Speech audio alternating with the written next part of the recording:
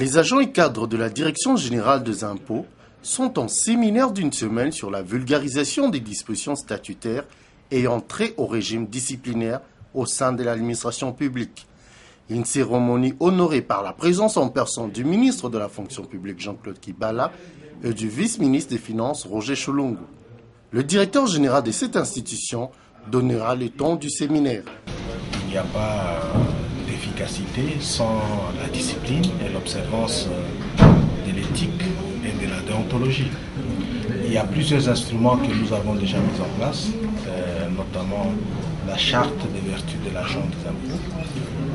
Mais nous avons aussi les statuts qui nous régissent parce que nous sommes agents de l'État, nous sommes des fonctionnaires. Et le régime disciplinaire qui va faire l'objet de vulgarisation, il est important que tous les cadres de la DGI qui ont le pouvoir disciplinaire puissent le maîtriser pour que ça puisse nous aider à maintenir la discipline, l'ordre de la discipline au sein de la régie, qui est en fait le gage d'une mobilisation optimale des recettes telles qu'attendues par le gouvernement et qui est aussi le gage de l'amélioration de la qualité de service en fait, des usagers et de la lutte contre la corruption et toutes les pratiques qui sont décriées.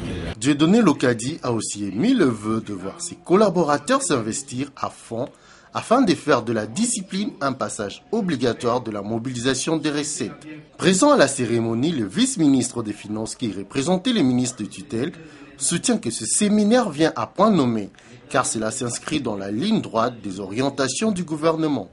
Les ministères des Finances font l'espoir qu'à la fin de ce séminaire, les participants vont pouvoir œuvrer plus résolument au maintien de la discipline au sein des services, de manière à répondre promptement aux objectifs assignés à cette régie financière. De sa part, le ministre de la fonction publique donne les grandes lignes de l'organisation de ces séminaires, tout en relevant les abus constatés dans la mise en œuvre de cette loi. Nous avons constaté que le statut de l'agent n'est pas vulgarisé. Il y a quelquefois des actions posées par les responsables au sein de l'administration publique qui violent certaines procédures, certains textes.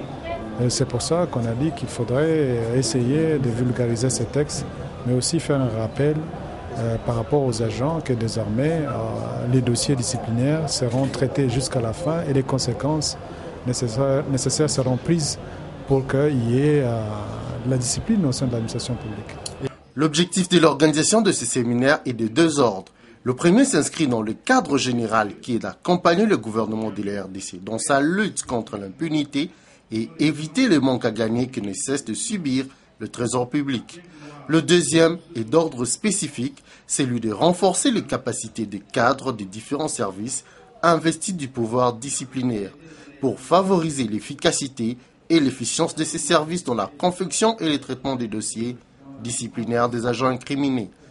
La promotion de lutte contre l'impunité des détourneurs de deniers publics afin de rendre les dits dossiers recevables en termes de délai et de compétences au niveau du Conseil des disciplines.